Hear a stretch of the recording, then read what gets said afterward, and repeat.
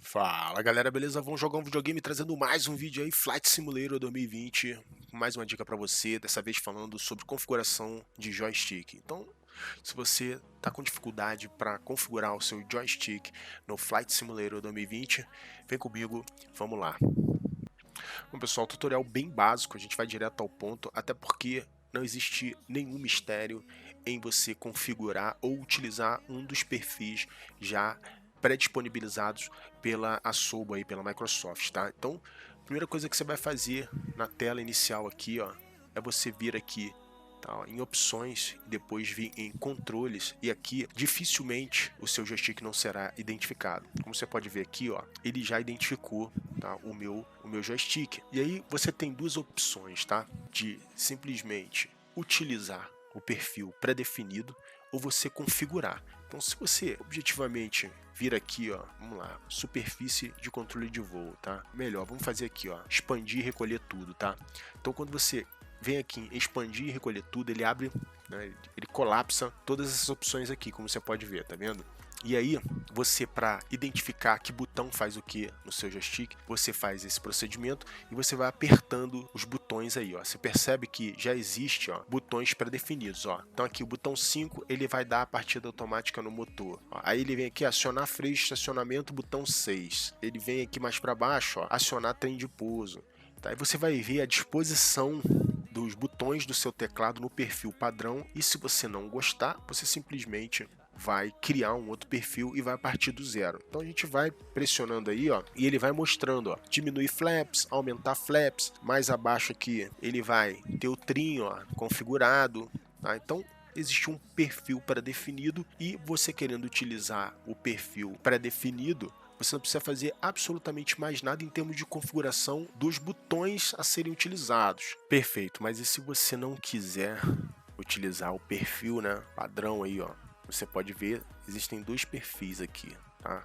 E como é que faz para você utilizar um perfil totalmente configurado por você, tá? O perfil do zero. Você vai selecionar um perfil qualquer aí, ou padrão, ou um outro pré-disponibilizado para você, e você vai modificar. Como eu disse anteriormente, vamos lá, vamos colapsar tudo aqui.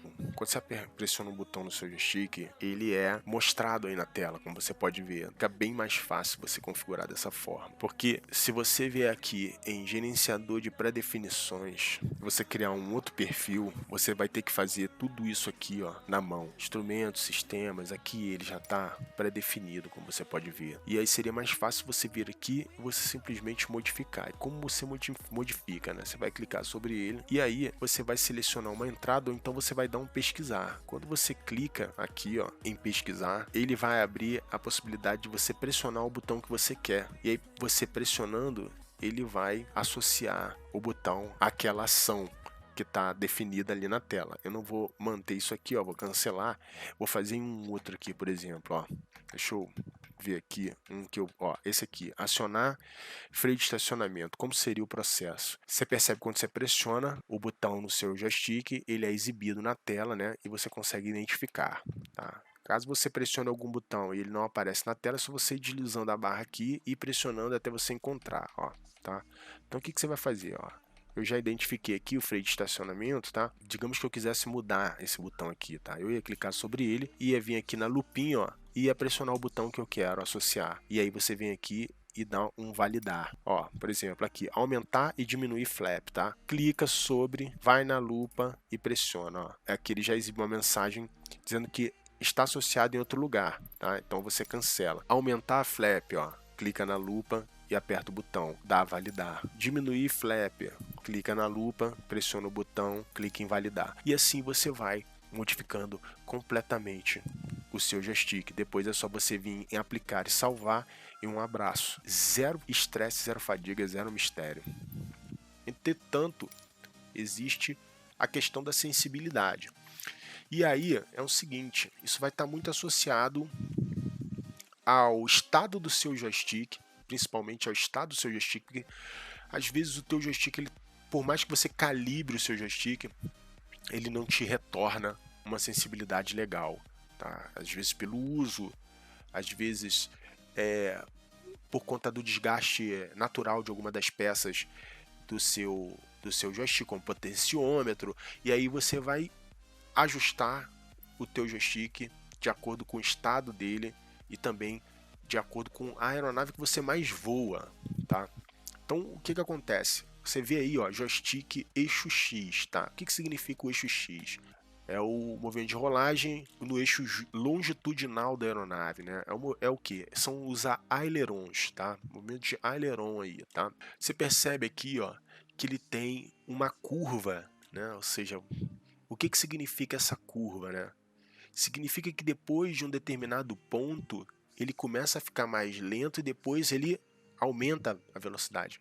Por um lado, isso pode ser bom para algumas aeronaves e por outro pode ser péssimo. A aeronave um pouco maior, ela tem uma inércia maior, então ela vai se movimentar realmente com um pouco mais de lentidão. Você vai ter uma resposta inferior, tá, ao movimento dos seus joysticks.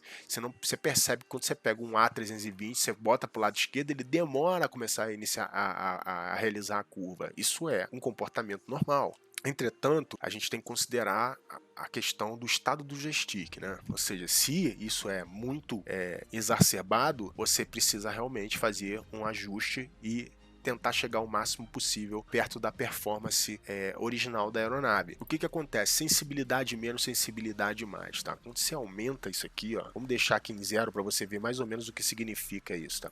Ó, ele faz uma linha reta aqui, tá? E quando você traz isso aqui para 0, traça uma outra linha reta e você percebe que existe um step ali, né? Ó. Isso aqui significa manter um nível de sensibilidade gigantesco, né? Ou seja, ao menor movimento, ó, você percebe que já vai haver resposta nas superfícies de comando. Eu fiz um teste com o Fly Yoke System da Cytec e gostei muito dessa configuração aqui, tá?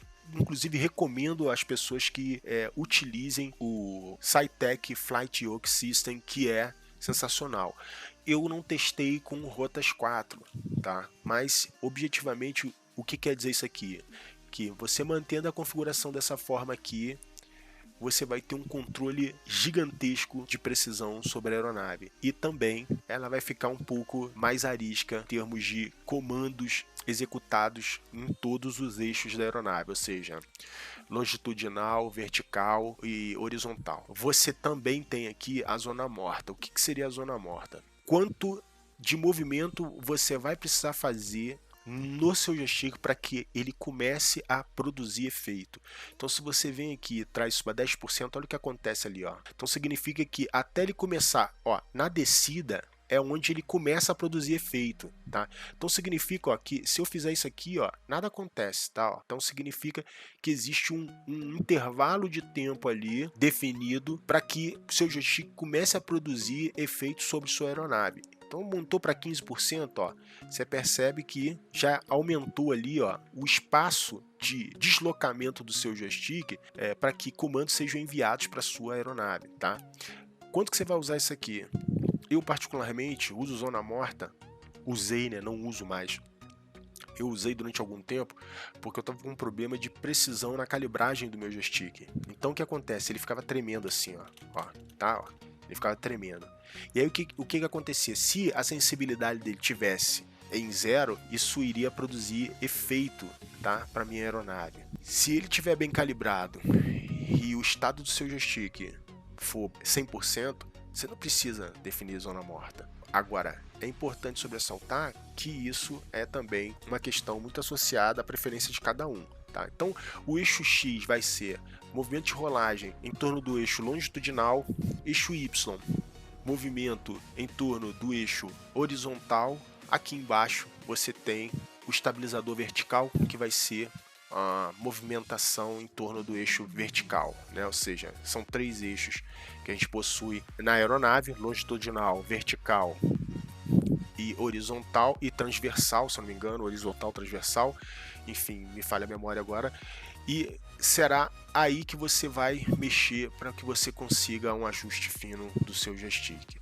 Então, assim, é um vídeo bem objetivo, sem a pretensão de ser um vídeo extremamente voltado para a ciência por trás disso tudo, mas sim voltado para a questão prática, né? Eu espero que possa te ajudar objetivamente aí na sua simulação. Não esqueçam de deixar o seu like aí para ajudar na divulgação e fortalecer o Conexão. Fiquem todos com Deus, um grande abraço, até o próximo vídeo.